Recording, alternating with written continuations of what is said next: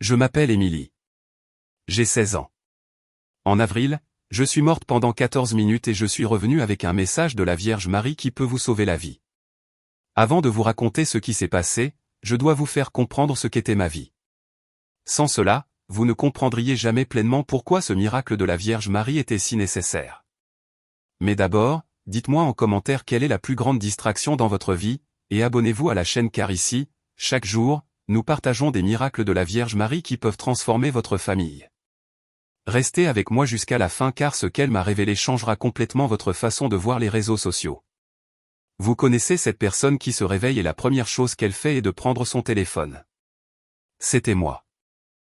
Littéralement, le réveil sonnait à 6h30 du matin et avant même d'avoir complètement ouvert les yeux, je scrollais déjà sur Instagram. Ma mère, Jennifer, me disait toujours « Émilie, tu vas encore être en retard pour l'école. » Mais j'écoutais à peine car je regardais les stories de mes camarades de classe. Le petit déjeuner. Je mangeais en regardant TikTok dans la voiture sur le chemin de l'école. Snapchat. Vous voulez savoir quelque chose d'effrayant? Je me suis chronométré une fois. Je passais 11 heures par jour à fixer un écran. 11 heures? C'est plus de temps que je ne dormais. Mon père, Robert, essayait de me parler au dîner. Émilie, comment s'est passée ta journée à l'école aujourd'hui? Et je répondais, bien, sans même quitter mon téléphone des yeux. Il soupirait et continuait de manger en silence. Mon jeune frère, Jake, 12 ans, voulait toujours jouer avec moi. Émilie, si on jouait aux jeux vidéo ensemble? Et moi, pas maintenant. Je suis occupé. Occupé à quoi? À regarder des vidéos de gens que je ne connaissais même pas. À faire des choses qui n'avaient aucune importance. Mais le pire, c'était la nuit. Je restais éveillé jusqu'à 2h30 du matin, à faire défiler des fils d'actualité sans fin. Ma mère ne le savait pas. Je mettais mon téléphone sous l'oreiller quand j'entendais des pas dans le couloir. Et regardez, je n'étais pas une mauvaise fille. Mes notes étaient bonnes. Je ne consommais pas de substances. J'allais à l'église avec ma famille tous les dimanches. Mais même à l'église, je pensais à ce que j'allais poster après. Cette lumière est bonne pour un selfie. Je le posterai avec le béni. La vérité est que j'étais physiquement présente dans ma vie, mais mentalement j'étais toujours ailleurs. Toujours en attente de la prochaine notification, du prochain like, de la prochaine vidéo amusante. C'était un mardi, le 15 avril. Je m'en souviens parfaitement car c'était le jour où ma meilleure amie Ashley allait poster les résultats d'un concours de danse auquel elle avait participé. J'étais impatiente de voir. Ma mère m'emmenait chez le dentiste, un rendez-vous de routine que je détestais car cela signifiait une heure entière sans mon téléphone. Dans la voiture, elle a essayé de parler. J'écoutais à peine.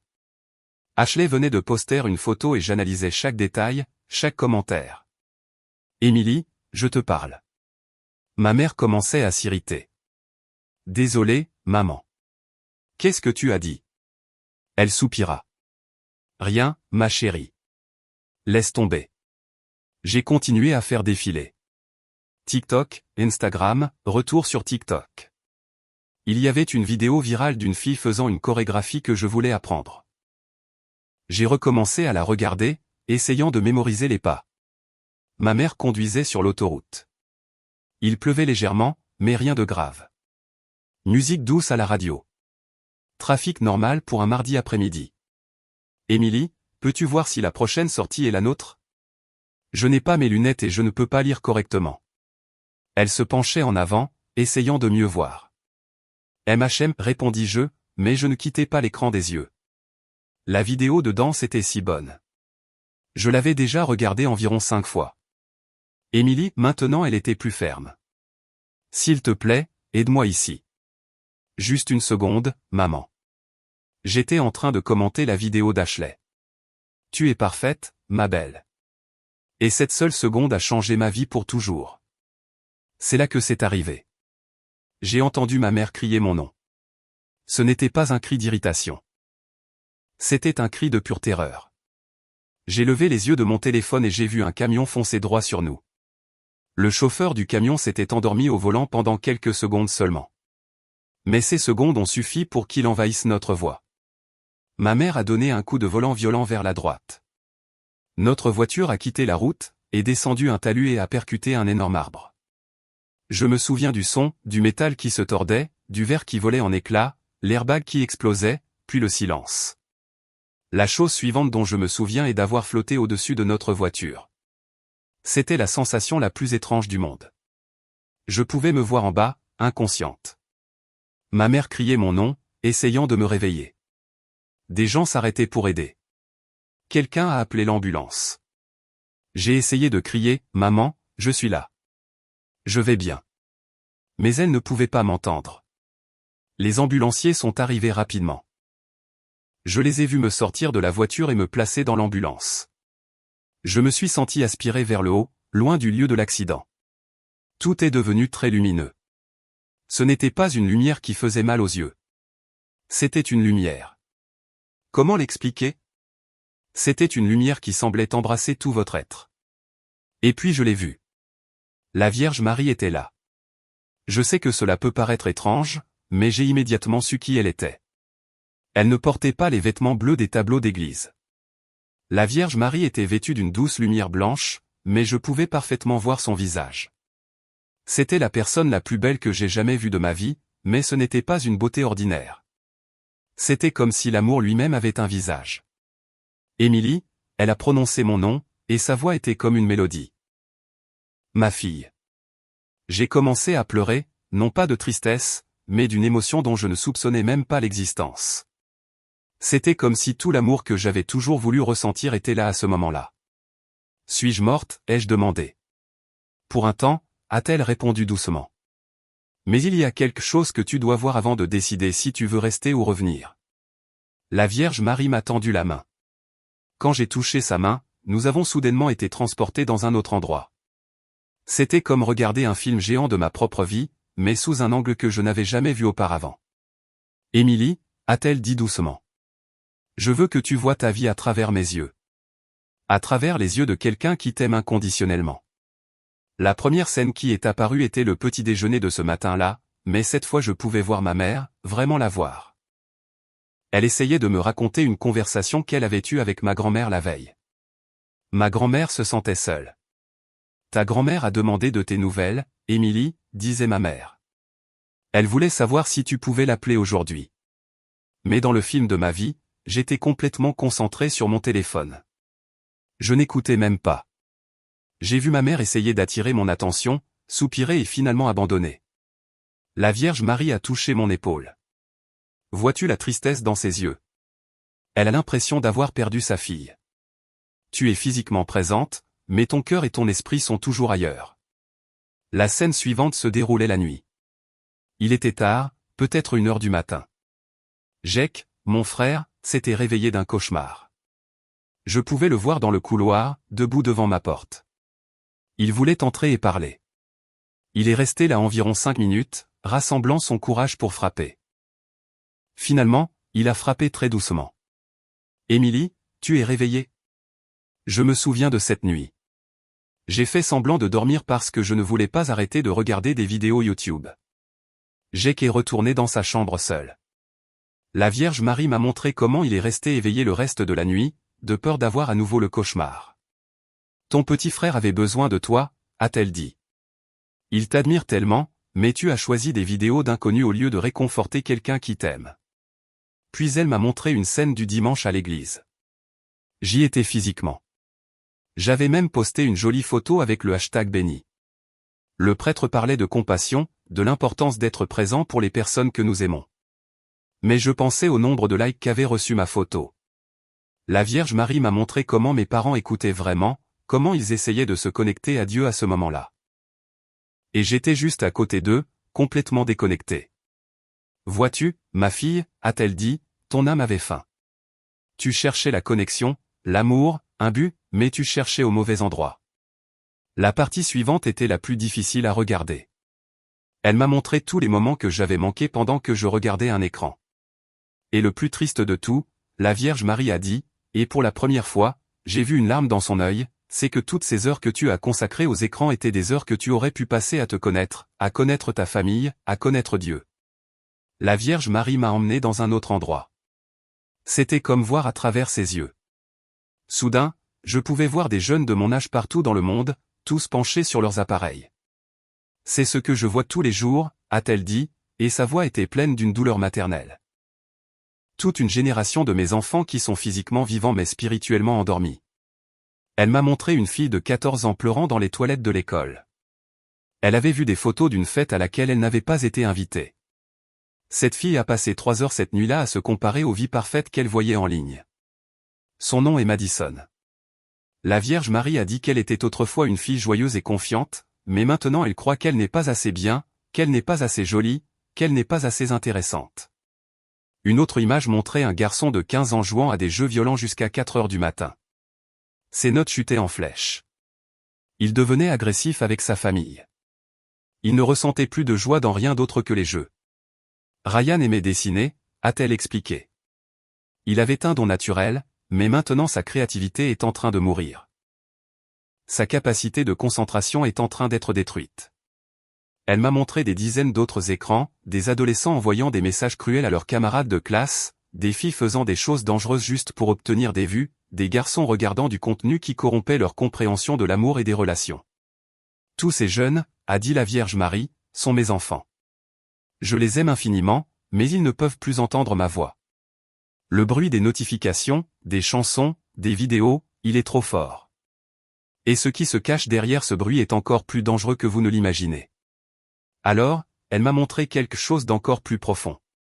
Elle m'a montré comment, tout au long de l'histoire, l'ennemi a essayé de séparer les gens de Dieu. Mais maintenant, a-t-elle dit, il a trouvé une manière plus subtile. Il n'a pas besoin de persécuter ou de menacer. Il distrait simplement. Il donne aux gens quelque chose qui semble bon, le divertissement, la connexion, l'information, mais qui en fait les éloigne de ce qui compte vraiment. Elle m'a montré comment les entreprises technologiques étudient le cerveau humain pour créer des applications qui capturent votre attention. Beaucoup des techniques qu'elles utilisent ont été copiées des casinos. Des récompenses variables, des sons, des couleurs, tout est étudié pour vous maintenir accroché plus longtemps. Le geste de faire glisser l'écran vers le bas est identique au mouvement du levier d'une machine à sous. Vous ne savez jamais ce qui va apparaître, et donc vous ne pouvez pas vous arrêter. Comment ils ont créé des fils d'actualité infinis sans point final car si vous ne finissez jamais, vous ne pouvez pas non plus lâcher. Ils savent exactement ce qu'ils font, a dit la Vierge Marie. Et la plupart du temps, les parents ne savent pas à quoi ils sont confrontés. Puis elle m'a montré la partie la plus effrayante. Elle m'a montré comment cette distraction constante affectait la capacité des gens à prier, à méditer, à être silencieux avec eux-mêmes, à entendre la voix de Dieu. Elle a expliqué, vous avez besoin de silence, mais vos cerveaux sont entraînés à toujours avoir besoin de stimulation constante, à toujours avoir besoin de bruit. Elle m'a montré des moments de ma propre vie où Dieu a essayé de me parler, des moments de calme où j'aurais pu sentir sa présence. Mais chaque fois, j'ai pris mon téléphone au lieu de rester avec le sentiment, Dieu parle dans le silence, ma fille. Mais tu perds la capacité d'entendre. Après m'avoir montré tout cela, la Vierge Marie m'a emmené dans un endroit qui était pur amour. C'était impossible à décrire. C'était comme si j'étais à l'intérieur de l'amour lui-même. Émilie, a-t-elle dit, tu as un choix à faire. Tu peux rester ici avec moi où il n'y a plus de douleur, plus de distraction, ou tu peux rentrer. L'idée de rester était tentante. Être là dans cet amour parfait semblait bien mieux que de retourner à la confusion de l'adolescence. Mais si je reste, ai-je demandé, qu'arrive-t-il à ma famille? La Vierge Marie a souri tristement. Ta mère ne se pardonnerait jamais cet accident. Elle se blâmerait pour le reste de sa vie. Ton père deviendrait amer et perdrait sa foi. Jake grandirait en sentant qu'il aurait dû être plus proche de toi avant qu'il ne soit trop tard. Puis elle m'a montré ce qui se passerait si je revenais. Si tu reviens, ce ne sera pas facile. Tu devras apprendre à vivre d'une manière complètement différente. Tu devras résister aux mêmes tentations qui t'ont piégé auparavant. Mais tu auras aussi l'occasion d'aider d'autres personnes à trouver le chemin. Elle m'a montré une vision de l'avenir où je revenais et changeais ma vie, où j'utilisais mon expérience pour aider d'autres jeunes, où je me rapprochais de ma famille, où je trouvais mon véritable but. Le choix t'appartient, ma chère fille. J'ai pensé à ma mère à l'hôpital, se blâmant probablement pour l'accident. J'ai pensé à mon père qui revenait en avion de son voyage d'affaires, désespéré. J'ai pensé à Jake, probablement confus et effrayé. Je veux revenir, ai-je dit. Je veux faire les choses différemment cette fois. La Vierge Marie m'a serré dans ses bras, et ce fut le câlin le plus parfait que j'ai jamais reçu de ma vie. Souviens-toi de tout ce que tu as vu ici, a-t-elle dit.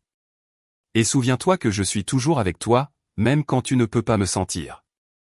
La chose suivante dont je me souviens est de m'être réveillé à l'hôpital. Il y avait des tubes partout, des machines qui faisaient du bruit. Ma gorge était sèche. Tout mon corps me faisait mal. Mais la première chose à laquelle j'ai pensé, ce n'était pas la douleur. C'était ma mère. Maman. Ma voix sortit comme un murmure. Elle était assise sur une chaise à côté de mon lit. Ses yeux étaient rouges à force de pleurer. Émilie. Oh mon Dieu, Émilie. Elle a commencé à pleurer et à rire en même temps. Tu es de retour. Tu es revenue à moi. Les médecins sont arrivés en courant.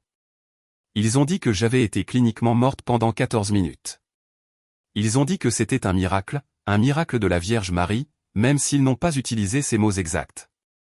Mon père est arrivé quelques heures plus tard. Il avait conduit toute la nuit depuis son voyage d'affaires. Quand il m'a vu éveillé, il a pleuré plus que je ne l'avais jamais vu pleurer de toute ma vie. J'ai eu peur de me voir au début. Il pensait qu'il rêvait. Mais quand j'ai dit « Viens ici, petit frère », il a couru pour me serrer dans ses bras. La toute première chose qu'ils m'ont demandé, c'est si je voulais qu'ils m'apportent mon téléphone. Non, ai-je dit, du moins pas maintenant. Ils ont été surpris, mais ils ont respecté ma décision. Je suis resté à l'hôpital pendant une semaine. Et savez-vous ce que j'ai fait pendant cette semaine? J'ai parlé. J'ai vraiment parlé avec ma famille. J'ai posé des questions sur leur vie, sur leurs peurs, sur leurs rêves. J'ai découvert que mon père avait toujours voulu écrire un livre, mais n'avait jamais eu le temps. J'ai découvert que ma mère pensait à reprendre ses études. J'ai découvert que Jake était victime de harcèlement scolaire, mais avait trop peur de le dire à qui que ce soit. C'était comme si je rencontrais ma famille pour la toute première fois. C'était il y a 5 mois.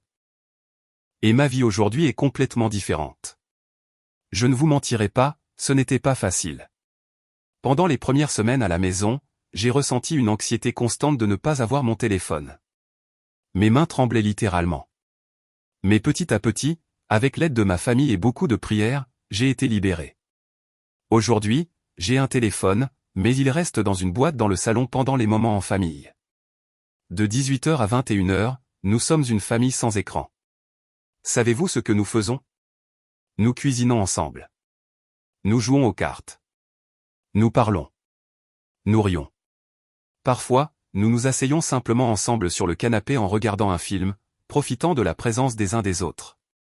J'appelle ma grand-mère chaque semaine. Elle est si heureuse qu'elle pleure toujours un peu. J'ai découvert qu'elle a des histoires incroyables de sa jeunesse que je n'avais jamais entendues auparavant. Jake et moi sommes devenus les meilleurs amis du monde. Il me parle des problèmes à l'école et j'écoute vraiment. Mes notes se sont améliorées, mon sommeil s'est amélioré, mon anxiété a chuté drastiquement. Mais le plus important, c'est que je me sens présente dans ma propre vie. J'utilise toujours les réseaux sociaux, mais d'une manière complètement différente. Je poste moins et j'interagis plus avec de vraies personnes. Quand je ressens cette envie irrésistible de faire défiler sans fin, je m'arrête et je me souviens de ce que la Vierge Marie m'a montré. Et savez-vous la chose la plus incroyable? J'ai recommencé à ressentir la présence de Dieu. Quand je prie maintenant, vraiment, sans distraction, je peux ressentir cet amour que j'ai ressenti pendant mon expérience de mort imminente. Pas aussi fort, mais il est là. Si vous êtes arrivé jusqu'ici, merci de m'avoir écouté. Je sais que mon histoire peut paraître folle, mais j'avais besoin de la partager.